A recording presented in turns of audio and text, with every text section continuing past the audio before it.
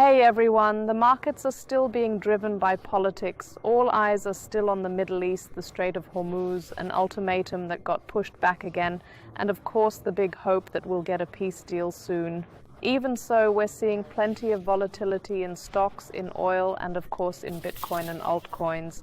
How the coins have held up, whether this could be a chance to add on dips, and what might come next, that's what I'll be talking about over the next few minutes with Oliver Michel from tokentus. Great to have you here, Oliver. Hi.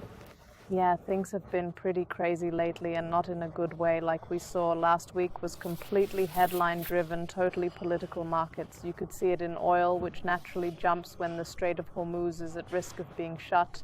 Then the hope that things calm down again, and the coins get pulled right along in that same wave. Prices dropped hard after the US ultimatum, basically saying Iran should reopen the Strait of Hormuz within 48 hours. Then when the deadline got extended, we talked about it on our Crypto Insights channel, prices bounced a bit. The big question is, how do you deal with it? How do you handle this volatility and these huge moves? Yeah, Johanna, classic technical analysis. Doesn't really help you much right now. You look at the charts, think you found a structure, and then out of nowhere, some headline hits good or bad, doesn't matter, and it yanks the price one way or the other, and then you're staring at it all over again. I think these days you just have to stay patient. Wait until the conflict cools off a bit, until the dust it kicked up settles back down, and then we can get back to the usual economic setup that's really supposed to drive the markets. But you're absolutely right these days. We're basically getting pushed around, back and forth. Getting hit with good and bad news, sometimes up, sometimes down. Still, it's basically business as usual. We had the Fed meeting last week and it was a whole lot of nothing. Nothing happened. That wasn't a surprise from Powell, at least. But you can tell market expectations for the Fed are shifting a bit because of the conflicts in the Middle East. Oil is up again pretty sharply, so inflation fears are coming back. And that means rate cuts are off the table for Powell for now. Could it be the markets already talking about rate hikes again? And of course, that's not exactly helping right now, whether it's crypto or stocks. Yeah, sadly, that's how it is. You just said it. The escalation everyone's focused on right now is the US-Iran conflict. At first, it was about nukes. Originally, yeah. And the moment anything happens in the Gulf, it's obviously about oil and gas, and you immediately feel the impact worldwide. And to top it off, it's not just oil and gas, it's the Strait of Hormuz too, about 20%. Runs through there. So yeah, it's bad, it's intense, but I've been around for a Gulf War or two. Not on the front lines, but there weren't even that many. Back then, there was a full-on news blackout. Now the president, the commander-in-chief of the US military, just posts his moves. So it's this brutal back and forth of headlines. 1 minute it's we're pulling back our activities. Next minute it's a 24-hour ultimatum, and then it really kicks off. It's interesting, but the takeaway is escalation. It's about oil, it's about gas. Prices go up. And when gas prices go up, like we've said a million times, inflation goes up. Everything gets more expensive, no question, inflation rises, and the moment inflation starts rising. It's clear what the Fed does and what the market is pricing in. Nothing. Not again this year. This is basically the latest one from 5:03 this morning. We're staying right where we've been the whole time. So even the September cut we talked about last week is off the table. The market doesn't see the next cut until September next year. So all of that's been dialed back. And like you already teed up here, it's not just fewer cuts, they're also proactively talking about hikes. And you can do the math. If oil rises by X, 2%, how much does that push up inflation? And with inflation ticking up, you move away from that 2% target. Yeah, and in the end, that makes the Fed think that way again, instead of the direction we'd actually like. And more specifically, we got the PPI inflation numbers last Wednesday. The week started out pretty well anyway. Monday and Tuesday, we were still here together for the interview and things still looked okay. Then Wednesday, it really blew up when you look at these numbers. The PPI, the producer price index. That's the price increases producers are dealing with. And that later gets passed on to consumers. And you can see it here. Previous was 2.9, expected was 2.9, and it came in at 3.4. That's a pretty big jump. And core, without food and energy, went from 3.5 previous to 3.7 expected, then 3.9. That really knocked the wind out of a lot of people, and Johanna, those are only the February numbers. And we know this whole US-Iran conflict only really kicked off at the end of February, so not all of that is priced in yet. So we'll have to see what the March and April data brings. And that's definitely going to make the Fed's dual mandate look pretty shaky. The Fed meeting itself has kind of faded into the background. I said that earlier. By the way, I lived through the Gulf War too, just not in a way that really caught my interest or that I understood what was happening back then. But sure, even though I was younger, you still notice people worrying about heating bills and all that. Right now it's a bit different, like you said, because basically just with words or through the internet, all of this and the markets can be moved really fast. The Fed is reacting too, just not in the way you might want if you're mainly looking at stocks and crypto. We had the Fed meeting last week and it's not like, well, rates didn't go up or down, but it's not like nothing happened either. What did you take away from the last Fed meeting, and what role or stance is Powell taking now that his term isn't that long anymore? Yeah, maybe just a quick note on that. After the Vietnam War, which was obviously fought out in public, mentioned the US government's idea was to stop waging wars in the public eye. But with all these posts flying back and forth, at least the negotiating is happening out in the open, and you have to ask yourself how much of it is even true. But back to the Fed meeting from last week. That almost got pushed aside. Sure, no rate cut. That was pretty much expected. They did say you could count on a cut in 2026, but the market's now shifted and is looking at a cut in 2027. I tried to boil down what Jerome Powell said into just a few sentences. He said the impact from the Middle East is uncertain, and he knows, like all of us, that it has consequences for inflation. For the first time, he basically pinned the tariffs on Trump and said, those are pushing inflation too. So we've got two big inflation drivers: higher oil prices and tariffs. The ones the Supreme Court struck down, but then they went around it and put on new tariffs, first 10, then 15%, which basically offsets it. So he summed it up. Inflation is still a problem, still elevated, and that wasn't exactly hard to say, especially after we'd seen the PPI numbers just a few hours earlier. And of course he can get a handle on it by raising rates again. So price stability by hiking rates, but you always say the Fed's got a second mandate too, job stability, and behind that is the whole economy. And he said, probably pure optimism. The US economy is doing well, like they're fine and it's working pretty well. And he did admit though, labor demand has eased off a bit. By now we know from NFP and what we're seeing, the unemployment rate and all that, there's no sign of labor market stability, of consumer support, and that means support for the economy is nothing to be seen. And as this keeps playing out, the gap he's supposed to bridge just keeps widening. On one side, inflation's rising, so he'd have to hike rates. On the other side, the economy's slowing, the labor market's slowing, so to support it, he'd have to cut rates. So yeah, the The Fed's in the usual total dilemma, and we've been saying that for months. It's just getting more and more obvious now. And I think Jerome Powell is pretty happy that he can, you think, get out of this mess soon.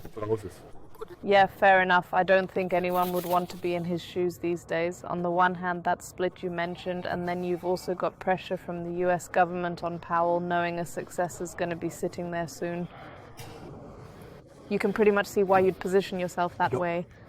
Johanna, this all sounds like so much fun.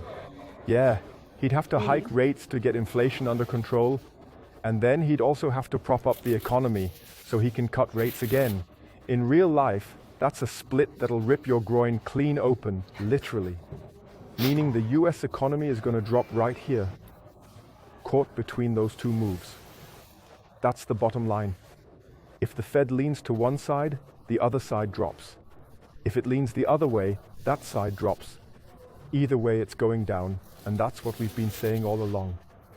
There'll be one last push from everything that's still being pushed through hard right now.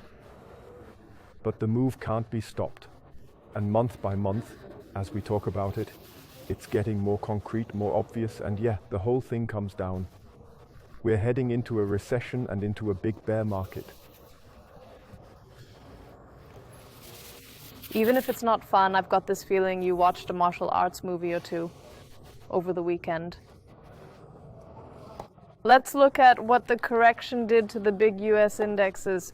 We've said before that just to give coins, the whole crypto market, a bit more time, it'd actually be good to see a correction in the major US indexes, so it's not just one all-time high after another. A pullback to buy some time so Bitcoin and the rest can catch up. This correction, you basically wished for that kind of correction, and sure, the reasons behind it are a whole different discussion. Still, the Dow Jones and the S&P 500 did correct, just a bit more than you first thought they would. Yeah, that's how it is. Like I said a minute ago, we had a solid Monday last week, then Tuesday hit, and now it's Wednesday with PPI and the Fed, and Thursday and Friday. Basically taking us into the weekend with this unresolved conflict. Then yesterday we got this nice bounce, tied to the comment that they'd extend the ultimatum another 5 days and that talks were going well. But you can already see it in this candle, it just spiked up. It was a crazy move, and then people started second guessing it, like, if Trump says it, is everything really flowing and on track? And then the Iranians come out and say, nobody's even talked to us and we don't really want that. You can see how it all rolled back and basically stalled right in the middle, like we want to believe it, but we're not fully buying it yet. And that's what this candle shows. Bottom line though, I've always said we had a higher low in this uptrend. And that got slightly undercut here. You can see it right here. We're looking at a 10% correction now. I wrote about this in a post called Lower Lows. But in my view, it's still not a reason to worry. It just slipped a bit below. That's usually how it goes, that you basically dip a little under it to calm things down. And for that, I brought the S&P, which behaved basically the same on the daily view, but here in a 3-month view. So basically, the last two candles cover this whole range here, and you can see the entire S&P move since 1997. Here you can see the dot-com bubble popping. That was down 50% over 30 months. That's how long it took to drop down here. Then it went up into the big financial crisis, which of course hit the S&P and the Dow even harder. 57%. In 18 months, that was the drop. And since 2009, you basically see one straight move up. And Johanna, this is logarithmic. On a linear chart, it looks really exponential. That's why you see this last green candle up here.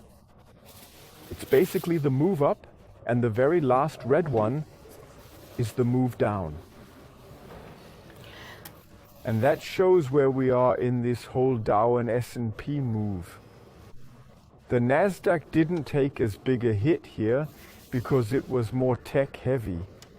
So for the Nasdaq, it starts here. For Dow and S&P it starts here, and we've now had 15, 16 years of an uptrend that's honestly phenomenal. And based on what we just said, is going to end pretty soon.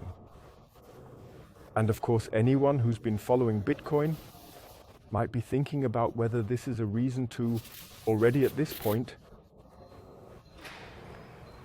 get out or do something in some way. But when I look at this move here, I'm still in the camp saying we can clearly see an uptrend. We're going to see a big correction with a long bear market. You can tell how long those can last. And it won't be the dot-com bubble popping this time, it'll be an anything bubble or an everything bubble, whatever you want to call it, an e-bubble. That's going to make us drop hard from here. And we know the kind of levels we're talking about. And that'll have consequences overall. So for now, Jana, things still look positive at this spot. I'm assuming with some positive movement, including on the US-Iran conflict, we'll keep heading up. So we'll still see that green arrow. But then, for this torch move straight up, that's the end of the road. You already mentioned that Donald Trump, basically through posts, planned or not, really influences how the markets behave. It's kind of like a new tool to buy some time, give yourself a little buffer. And right now we've really just got a delay of the ultimatum on the Strait of Hormuz. So at the latest, and actually we'll see each other again in Munich on Saturday, and we'll dig into it later, but Saturday night into Sunday, that ultimatum runs out. How big do you see the risk, even if you say it's still within reason, that the rollover happens earlier, that this whole thing flips? Because if it flips, Bitcoin and altcoins get pulled down too. They won't be able to keep that up. Yeah, I think Trump is kind of stuck between, militarily he'd love to hit hard again, whatever the motivation is. But politically, at home, with the midterms coming up, and the country isn't really behind its president, an attack on the Iran. So he has to end this war, or let's call it this conflict, as fast as possible and sell it as a win. And that's exactly where he's trapped right now. Either he follows through with what he started militarily, or he hits the brakes and sells it as a massive win, a win of the century. That's how big he thinks. And you can see it. This one candle here, that's from a post that set all of this off. So you can imagine what it'd mean if tomorrow or the day after the news drops, they reached a deal and it's all back to normal. And then this thing takes off, it shoots up, and so do our cryptos, like we'll see in a second. So yeah, I'm not saying everything's hanging by a thread, but I think at the end of the day, he's gonna go with the headline, basically saying, okay, I've achieved all my goals. He's already posted that. I've achieved all my goals. It was a tremendous victory. We have the best military in the world, the best weapons in the world. We're the strongest country in the world. We don't need anybody. And now we're focusing on the economy again. And after we took care of that down there, that little problem with the Iranians, let's push the DAO back up past 50,000, past 60, 70,000. Basically what he said word for word. And if he only drops like 10, 15, 20 posts to pump the whole thing up, at some point people will ask, is there anything backing this up? Exactly. And that there's nothing backing it, and that he can't back it up in that short a time because of the economic cycles underneath it, that's pretty obvious. We've been saying that for 2 years. What also has to become obvious is whether Iran is talking positively about it and whether talks are even happening at all. We'll see. The 5 days. They know about his pressure. Exactly. They know he has to put on a show to sell the message, that positive message of it being over, to get everything moving again. They know that, and I think they're using it. You always say behind the scenes we're not a political talk show, but still, right now you can clearly see the markets are being driven almost entirely by political headlines. That's a big exclamation point. Yeah, we saw it with Bitcoin. Bitcoin dropped right here. We'll look at it in a second. It's just a little below the last Bitcoin high. We were at 73,000 here, then it fell into the 60s. That's a totally different scale. So if this dips a bit below, you can see two zones here. And if you carry that over, you're still in pretty good shape. So yeah, it's a first warning sign. You should pay attention to it. We need to take this seriously, like we should take this whole development seriously, because it can't keep going forever, not with global debt levels like this. So not against the backdrop of a worldwide over-indebtedness. Americans are over-leveraged, and housing is barely affordable anymore. Yeah, like I said, we've explained that balancing act enough. Let's compare the Nasdaq and the Russell. Nasdaq is obviously tech-driven, and the Russell is broader, with small and mid-sized companies in it. How did the correction show up here? For me, technically, the Nasdaq is the key piece in all of this. And I've been saying for weeks now, we actually wanted a correction. And it shouldn't just stop somewhere up here like it looked for a while. I kept saying we should come down into this area and maybe even dip a bit lower. 23,800 was always the level, and as of right now, we've pretty much hit 23,800. Exactly. The Nasdaq had a similar move too. And here you can see the path down forming, then the move back up. Obviously helped by the positive news yesterday. So the chart that matters most to me is totally in line. It's exactly what I wanted to see. Now, it'd be terrible if we kept dropping, obviously, but if we start getting more and more positive headlines, especially on the US-Iran situation, we should find our way higher. The Russell matters because it answers this. How does an index packed with smaller risk on companies react to news like that? And you can see Monday here, that second to last green candle. The Russell reacted strongly to the deadline extension. It shows how fast it can spike on that kind of news.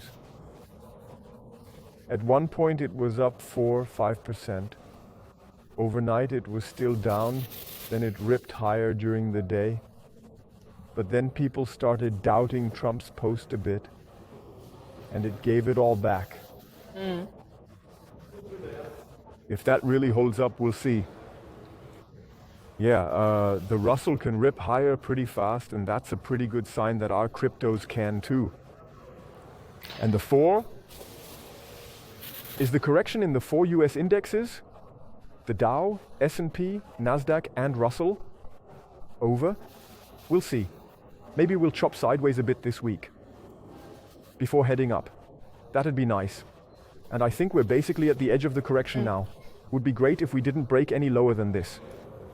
If that really was the end of the correction, then that's the starting gun for the run up to the final highs. Looks like gold may have already put in its final top, at least if you look at that absolutely crazy run-up. We already saw precious metals move a lot higher last year.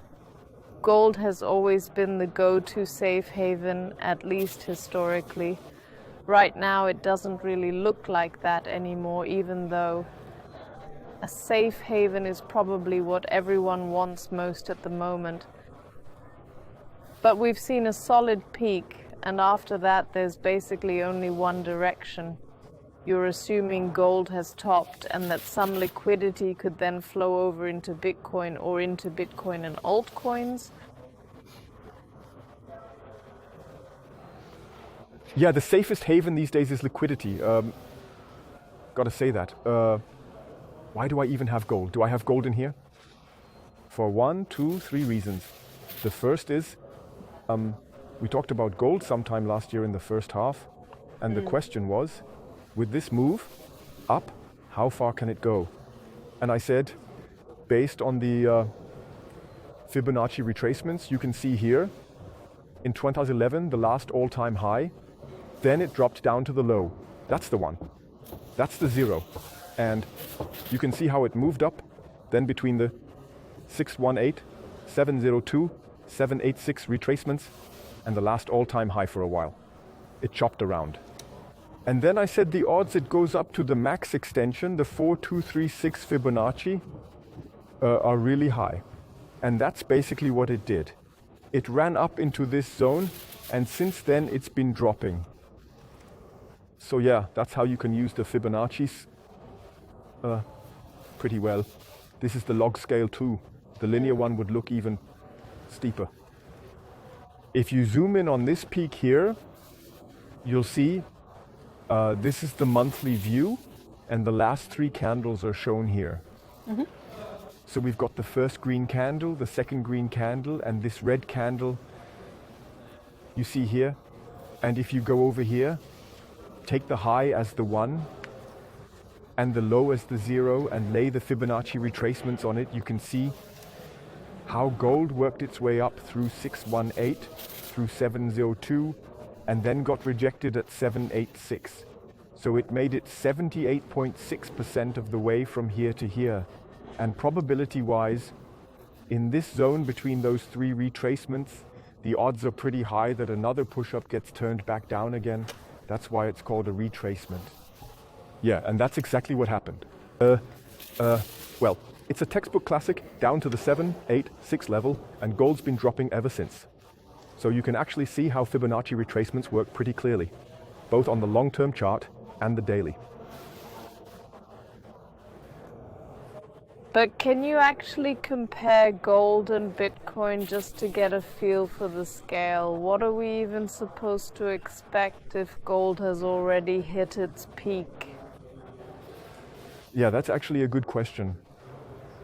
You really should compare them and put it in perspective, because we're talking about gold versus crypto, rotation, and what kind of scale that can happen on. And here's what you've got to keep in mind. Total market cap of all crypto, so Bitcoin plus altcoins, is $2.45 trillion. Mm-hmm.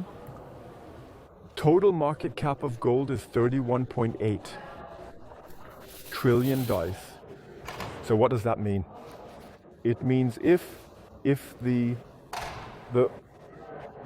gold was down, say 10% at the start of the day yesterday, that one move was down 10%.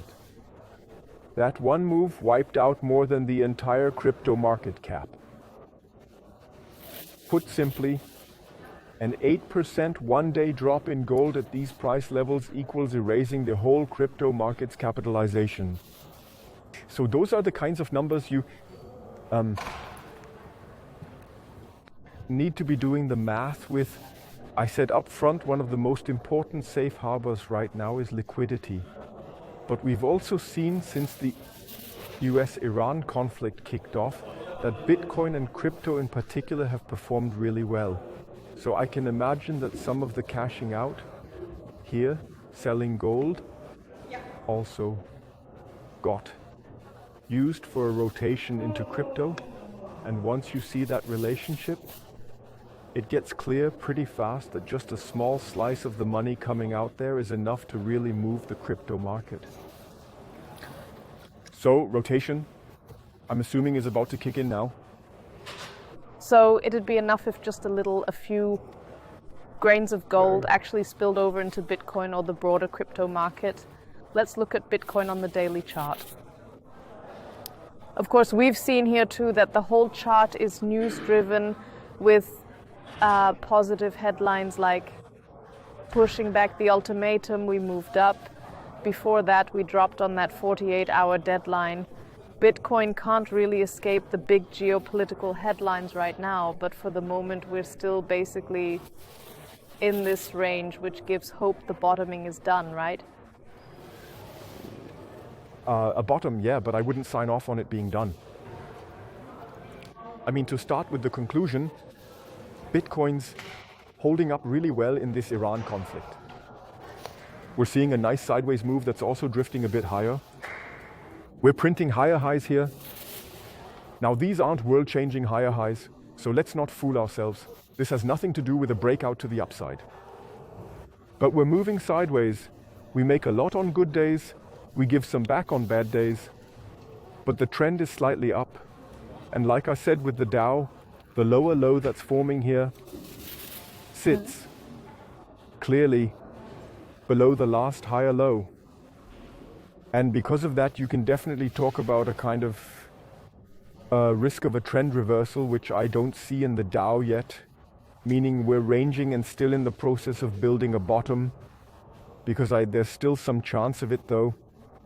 With yesterday's really strong move on this news and the hope for more good headlines, that chance keeps getting smaller, that we see 60 again, meaning we drop back down here, or maybe into the high 50s. That'd definitely be part of a bottoming phase before we move back up. Sure. Well, because those little beer stained spots we had here, you can of course draw those in too. Yeah. And then it drops from here. So I also want to show the downside of the whole thing, and if that worries you, you've got to draw your own conclusions. It's not worrying me yet. I'm assuming we're chopping sideways, we're in a bottoming process. We might still revisit these areas, but there's also a certain probability, which I think is rising day by day, that we push up into the relief rally and basically take out the 80s, the 90s, the SMAs, and then, like we just saw, try to crack the mid to upper 70s. Or the relief rally ends right here. Then that's just how it is. Then it'd be at least another 112,000 US dollars. If we break through here, we go into a continuation rally, meaning the trend just keeps pushing higher. That's how I'm looking at things right now. Yeah, we're bottoming, but Joanna, it's not finished yet. We've had 2 good Bitcoin ETF weeks. Last week we were up 100 million. And yesterday it was 167. I'm curious how it develops through the week.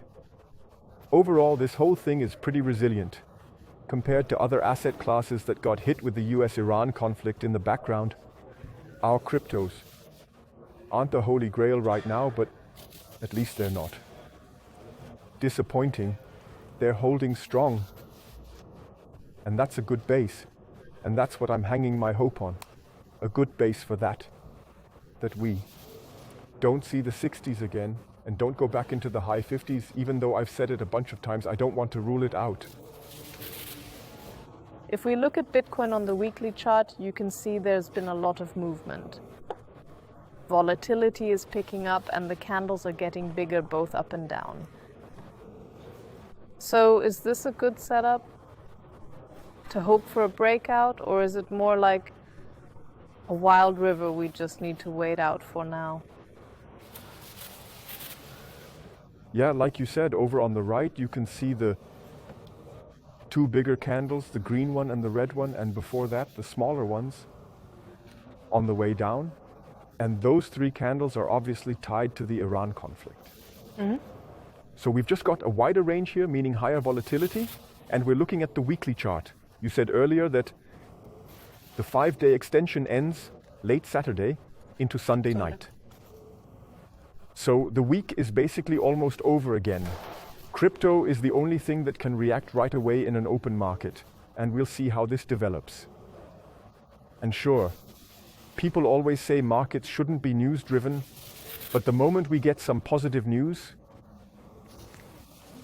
you'd at least get an initial spark that could give us a nice green candle by Sunday night, maybe carrying into next week, and then slowly that FOMO kicks in like, oh, these prices are cheap, I've got to get back in. That can happen, and the other way around, Johanna, it's the same thing. If bad news hits, or if the military actions ramp up and they really go after gas fields, and if power stations get bombed, then yeah, we obviously head downhill too, like you said at the start. Right now it's clearly all news-driven, and like I told him, it's post-driven too. But besides the crisis hotspots we obviously have to keep an eye on, there are other things that could really move things. We've talked about them before, like the Clarity Act, which basically the whole crypto world and the banks are hoping finally gets set up and passed. Any news on that? Yeah, from crypto's point of view, there are basically 2 supportive tracks. One track is over here on the left. The US government and the Fed, like we broke down last week, they have to do something. That kind of news would be awesome. It would juice the markets, but we definitely can't bank on a rate cut except in a full-blown economic crisis like we saw in 2007-08, when early 2008 they called an emergency meeting and then overnight they slashed rates hard. The hope is there, but as long as Powell's in charge, I think we can pretty much forget it. So basically they can steer it with liquidity, meaning money they pump into the market, stimulus, tax cuts, whatever, and we've already talked about rotation out of other markets. Gold, for example, that's one track, we've chewed through it enough, everybody knows it. The only crypto news that could even remotely compete with the US-Iran conflict headlines was the Clarity Act news. It was about banks and the crypto market, fighting over whether stablecoins should pay interest. And now they've found a middle ground. They split it into stable coins that are held passively and ones held actively. The passive ones don't get any yield, but the actively used ones, the ones you can actually do stuff with, can pay a yield. That's probably what they'll settle on, and they'll push it through hard in line with the US government and the headlines, so it all happens and gets signed off around Easter, maybe right after. And gets signed off. So yeah, this is a really, really big deal. I can only say it again, we've said it often enough. There are tons of institutions behind this, just waiting for legal clarity, so the compliance boxes for investing in crypto are finally checked. And we're talking a lot of money compared to the total market cap of the whole crypto market. And what we saw on Tuesday was obviously a total highlight. I mean, we've been doing this interview series for 2.5 years now. How many times have we been annoyed at Gary Gensler for not saying clearly when a coin is a security and when it's not? Paul Atkins got up there on Tuesday and drew a clear line. He said, a coin is only a security if it's tokenizing a security. So if you tokenize a stock, that token is a security. And he put it out there as a clear line in the sand, and that's something the market's been waiting for. Not like you're investing in the market now, but you've got more security as a player in this market when you're in it as a company. But bottom line, Johanna, we're moving sideways here. We said the RSI was at a historic low, and now we're seeing it climb again, so the whole thing's getting strength back, and that gives hope we'll see more. Green candles now. How far those green candles take us? We'll see. I still think this is a mid-cycle correction before we move higher again. We already wrote about the updates and progress on the Clarity Act over on the crypto channel at Crypto Insights, and of course about the behavior that's going to change once institutions really start driving the market. Pretty unemotional, detached, and rational, so it's probably smart to get ready for that. But first, let's look at the altcoins, because if Bitcoin's getting, I won't say crazy, but kind of roller coaster-ish, then of course the number 2 and number 3 can't avoid it either. So how did Ethereum and XRP do on the weekly chart? Well, last week was red everywhere. In the US indexes, in Bitcoin, and basically here too. You can see the second to last candle is red for both, while the last candle, meaning the one that started yesterday, Monday, is positive. Honestly, not that much has changed, but you can see it really clearly here. That's why I brought it up again, an RSI. You can see the RSI moving up. Sure, there's a negative divergence compared to this move up here, but I think this little part here is enough to pull the whole thing higher toward the solid performance we're expecting. Same thing with our XRP here too. The RSI was really low and has room to move up. But what's way more interesting is the MACD. Here you can see the two lines are about to cross, so the exponential averages from the past are crossing, and we've got red here, red. And there's a pretty good chance both slowly flip over to green, meaning more green weeks ahead. Green weeks where, together with good news out of the Middle East, good news around US indexes picking back up, good news around Bitcoin, this could also move higher. Other than that, there's just one more thing to say. These two are totally different. I pulled it up here, both for 2024, while here, you see this 340% in 24, that's over here on the east side. So yeah, you can't compare one coin one-to-one with another coin. Sure, there are certain phases, a down move here, a sideways move there, down here and sideways there. And it'll probably grind up pretty conservatively here, while this one might keep chopping sideways longer and then rip up in one burst like it's done before. So please don't treat one coin the same as the next and the next and the next. Look at them individually. How they behaved in the past and how they might behave going forward. But right now, MACD-wise, basically everything is all right, and soon we'll be back in the green. We also brought up Bitcoin dominance again this week. Honestly, not much happened, which makes sense with all the focus on the Middle East. But last week we mentioned 2 AI coins. We hadn't covered them before, but since we brought it up, we want to look at the ones that really stood out in a positive way, Tau and FAT. And now, a week later, we want to see how the performance actually played out. Yeah, that was basically the point. Not just mention it once and then forget it. This was last week. That green move, 8 bars, meaning 8 days, 72%, 7 days, meaning 82%. Those were kind of the first signals. Like this could be the kind of moves you see within alt season, and the first coins are already showing it. And you can see it really clearly here. Grade TIO in particular has, of course, given up a bit over the past week. But especially yesterday and today, it's already picked back up.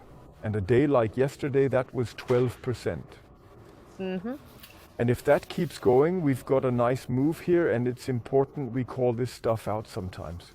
Fed couldn't quite keep up, but you can see here, even in this pretty rough week, it definitely pulled back last week, but it can rebound pretty quickly too, like you can see here. So yeah,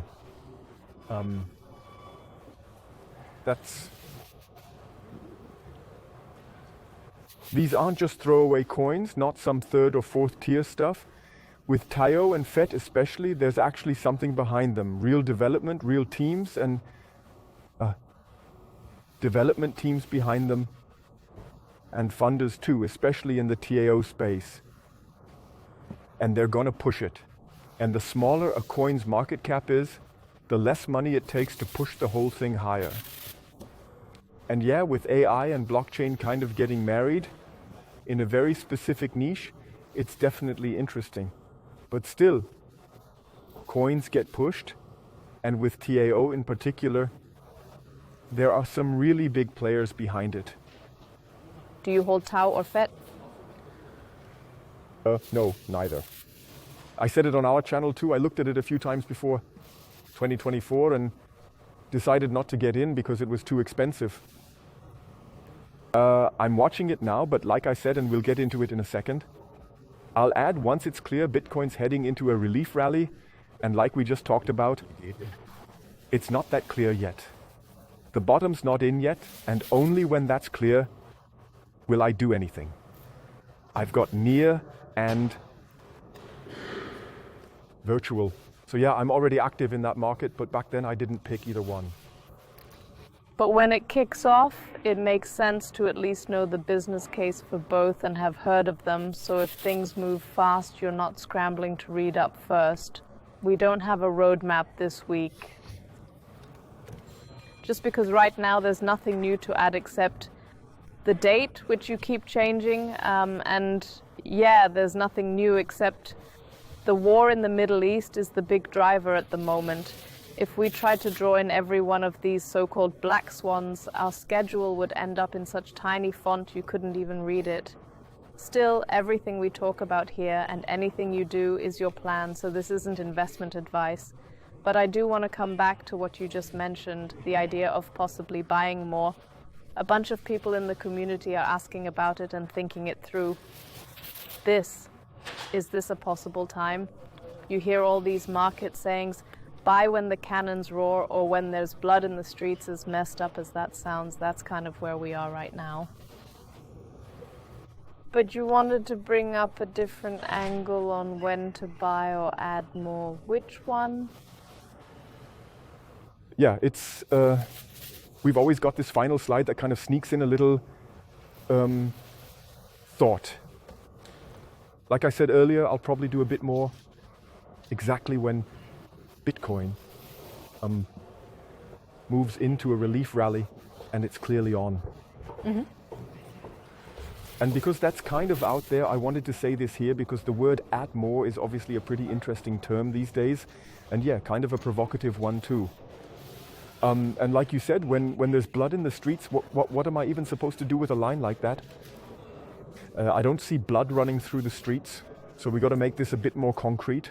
And I saw this interview Tony Edward from the Thinking Crypto podcast did with William Quigley. He's the co-founder of Tether and Wex.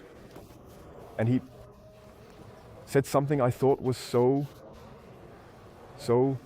simple and so sticky and also so spot on that I want to share it here under the title, The Fear and Greed Index is Flashing a Buy Signal. This is the Fear and Greed Index for crypto market sentiment. And you'll find it on alternative.me crypto. And basically it shows you the index, what it is right now, what it was yesterday, last week, last month, and when the next update is. From yesterday to today, it already moved from 8 to 11. So it's gotten a bit better. Mm-hmm. These guys here put the index together. There are a bunch of factors. Momentum, Bitcoin dominance, how many positive and negative headlines are out there across all kinds of platforms. So it's like 7 or 8 components they track and rate. And that's how they end up at 11. Mm-hmm. And this William Quigley said, really cool laid back guy. He goes, well, when we're at 80... When everything's basically fine in the world. Yeah, when everyone's like, awesome, everything's running great, then you shouldn't be accumulating anymore. Like, don't keep buying more. It's not worth it at that point. Mm-hmm. When it goes over 90, you should lean back and think, I could sell a bit here because it's not going to go much higher than 100. That's a pretty good sell signal. And he also says, on the buy more side, which is the phase we're in right now, the moment the fear and greed index drops under 20, that's basically when there's blood in the streets. When everyone says, oh my God, you're in crypto, I really feel sorry for you. Yeah. That's a really vivid way to put it. Basically saying, if it's under 20, you can assume, sure, it can drop again, no question. I think we've been as low as 5, the lowest level. 8 isn't far off, and 11 isn't either. But if you just use it as a baseline, buy under 20, then you're on the safe side, safe in quotes, of course, over the right time frame. There's definitely something to that. It's got a lot to do with mental strength. When everything's red, when everything's going down, to say, okay, I'm going to take a few euros in the 4, 5, 6 figure range and put it into this market when it's basically dying right now. You've got to be able to do that. You've got to be able to handle it. But if you can, at the end of the day, you'll get a good performance. And this pretty simple, pretty pragmatic approach, not from me, but from someone who really knows this market. I just wanted to pass along here, and after that, now it'd be best time. a good time. Yesterday would have been better. So you can look at the whole thing and decide if you really have the guts to get into the markets based on the Fear and Greed Index. Of course, we always cover and break down everything important every Tuesday, and for today, a big thanks, Oliver. All right, folks, that's it for this Tuesday. We really hope all this back and forth and, of course, the escalation in the Middle East comes to an end soon so things can calm down. As always, you'll get everything important from us.